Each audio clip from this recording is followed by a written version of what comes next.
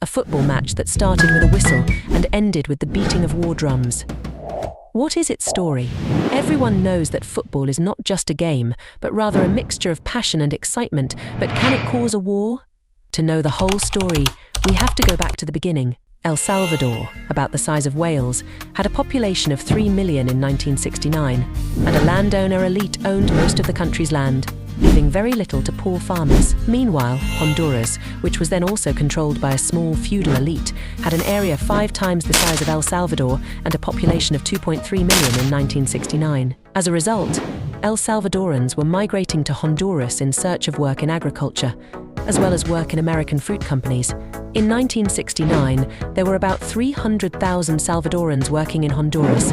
The feudal elite in El Salvador supported this mass migration that would relieve pressure on their lands. But this migration led to resentment among farmers in Honduras, who were struggling to obtain more land from the feudal elite at the time. So the Honduran government passed a reform agricultural law to relieve the tension. The authorities were not focusing on lands owned by American fruit companies, but rather on lands where immigrant farmers from El Salvador had settled. Among those lands were several islands in the Gulf of Fonseca between the two countries. The president of Honduras at the time, Oswaldo López Arreglado, began deporting thousands of Salvadorans to their country. The government of Salvadoran President Fidel Sánchez Hernández was struggling to deal with the large number of returning farmers, while landowners continued to push for military action, while newspapers reported the persecution of Salvadoran farmers in Honduras and allegations of rape and murder. At that time, the two countries were subject to 2 dictatorial military regimes and were experiencing difficult political and social conditions, which made each of them look for a way to solve their internal problems. They tried to exploit the organization of a football match between the two countries' national teams as part of the World Cup qualifiers to cover up those problems. The first match between the Honduran and El Salvador national teams took place on June 8, 1969 in the Honduran capital, Tegucigalpa, in which Honduras won over El Salvador with a score of 1-0, amid a hostile atmosphere and riots among fans of the two teams. El Salvador responded by winning 3-0 in the return match on June 15 of the same year at the Flor Bancal Stadium in the city of San Salvador, amid a tense atmosphere. The players were transported to the stadium in fortified buses surrounded by heavily armed guards, and men surrounded the stadium. Security at the stadium carrying semi-automatic rifles.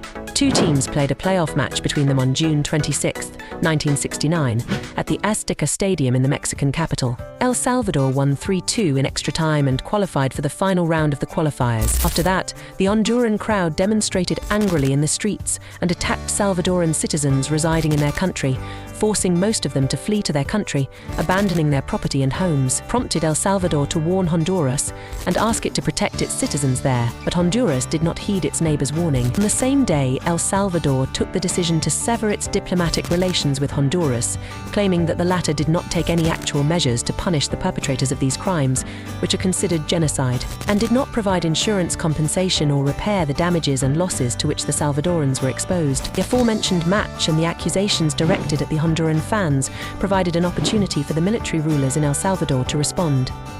They unilaterally announced the decision to invade Honduras on July 14, 1969, and thus the war began and continued until the 18th of the same month. El Salvador took advantage of its availability of larger armed forces than Honduras, as its army included 20,000 soldiers while Honduras had only 10,000. El Salvador's forces entered Honduran territory and penetrated until they were on the outskirts of the capital, where the armed conflict between the armies of the two countries continued for about 100 hours. El Salvador filed a complaint with the United Nations, the Human Rights Commission, and the Organization of American States-à, especially after the suicide of a Salvadoran girl who turned into a national heroine. International diplomacy and regional organizations in Central America moved to stop the war, according to a peace agreement concluded in August 1969, which stipulated the withdrawal of the Salvadoran army from the territory of Honduras. War between Honduras and El Salvador left 3,000 people dead, including civilians, more than 15,000 wounded and thousands displaced,